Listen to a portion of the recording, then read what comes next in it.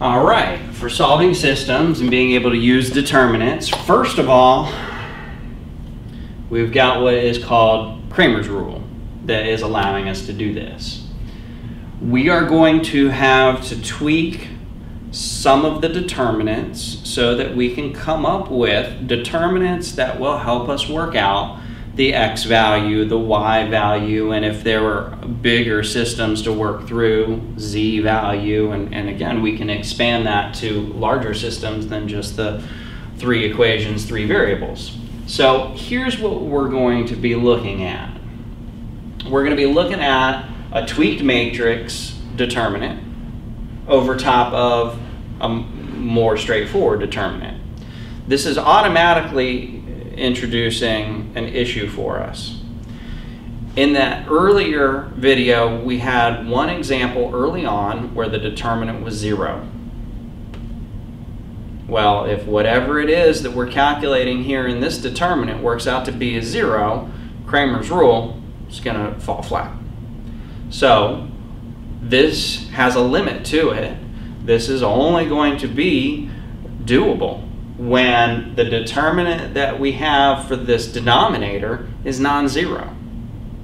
So that's automatically a restriction that we've got going on. Now, as far as these tweaked matrices that we're using to calculate those numerator values, what we're talking about is the regular determinant D is based on just the coefficient matrix. When we go and tweak things for figuring out the other determinants, what we're going to do is we're going to replace columns with our constant matrix. And the column that we replace is going to inform which variable it is that we're going to be looking for. So if we're looking for x, we're going to replace the first column, because first column, first variable, x. If we're going to be looking for y, we're going to replace the second column. Y is the second variable.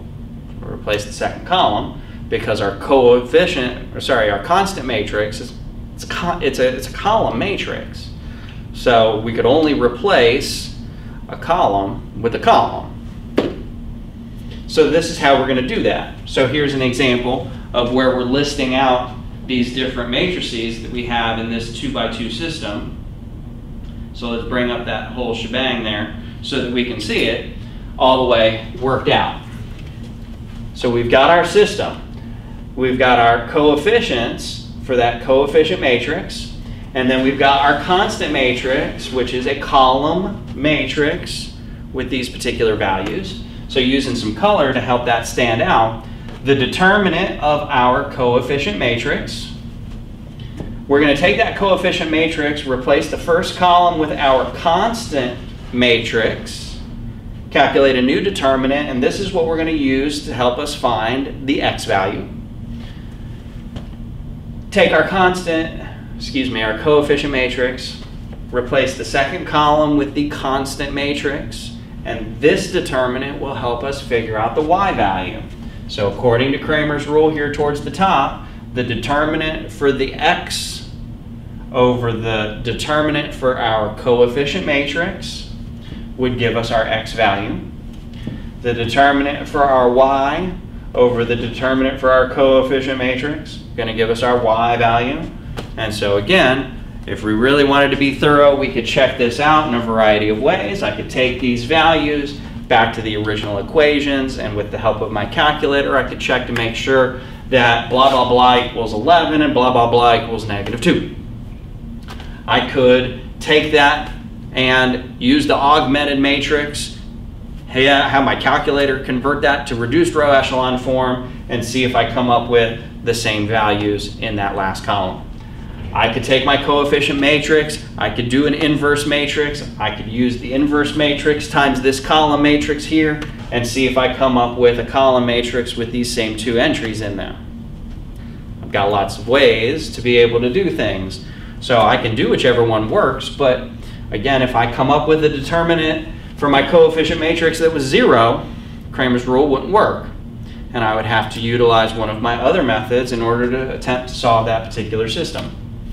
Well, again, we don't necessarily have that happening so much because we want our methods to really be practiced.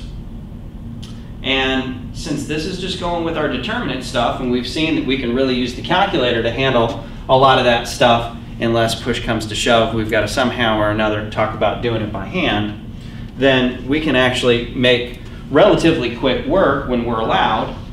So,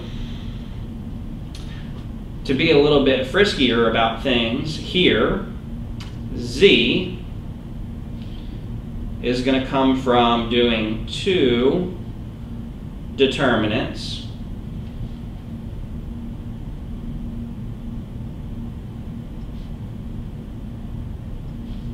So let's be a little bit lazy in writing down as little as we can possibly get away with. The determinant for the bottom is going to come from our coefficients. So in our first equation, the coefficient of x, the coefficient of y, and the coefficient of z. In our second equation, the coefficient of x, the coefficient of y, and the coefficient of z. And in the third equation, the coefficient of x, the coefficient of y, and the coefficient of z.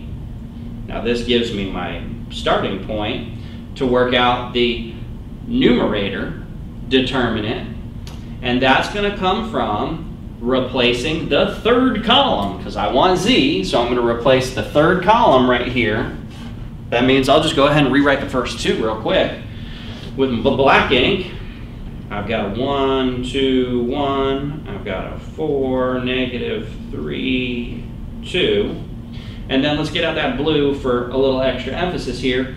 I'm replacing that third column with the constants from my equations. So the first equation has an equals 15.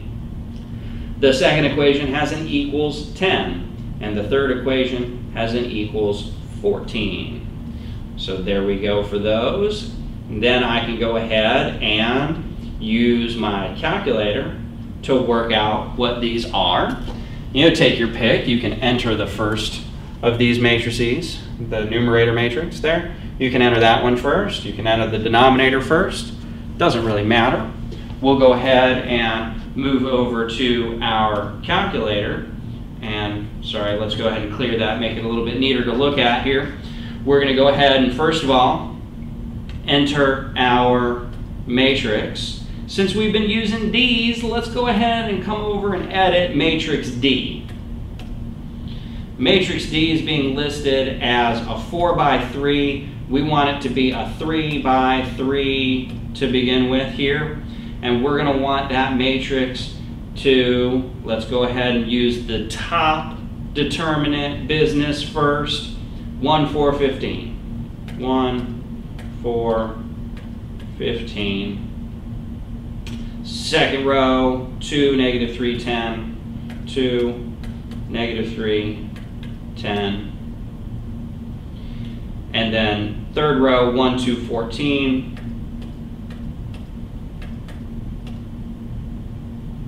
Whoops, that didn't work. 1, 2, 14. There we go. So again, you want to be careful about that. We're going to go ahead and exit out of that and then call up our matrix math menu to tell it we want to do the determinant, then matrix menu and tell it we want matrix D. Calculate that and give us a -29 for that numerator. We'll go ahead back to matrix D on our calculator and we'll edit that so that we can get the denominator. Let's go ahead and scroll down, whoops, scroll around until we get to that last column there. So we've got in that last column a -2, a 1, and a -4. So -2, let's go down 1, let's go down, -4.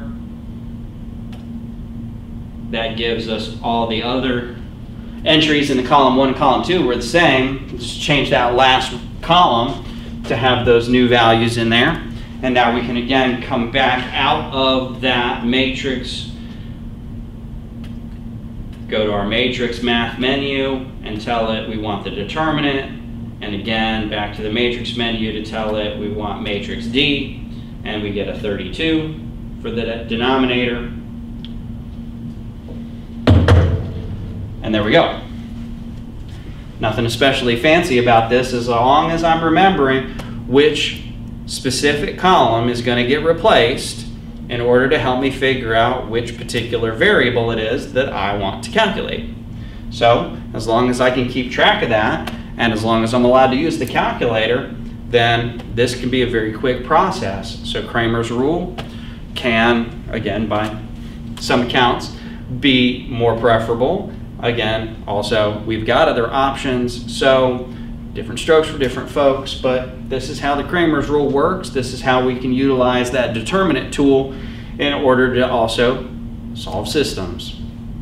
So lots of tools at our disposal, and that's going to be useful to us in the future when we have to solve systems and we aren't necessarily given any particular kind of instructions for how to do that and be able to choose our own method. So in the future, you'd be able to choose whichever method you preferred, whichever one resonated best with you. But at least we've got plenty of options now, thanks to matrices and the sorts of tools that come along with them.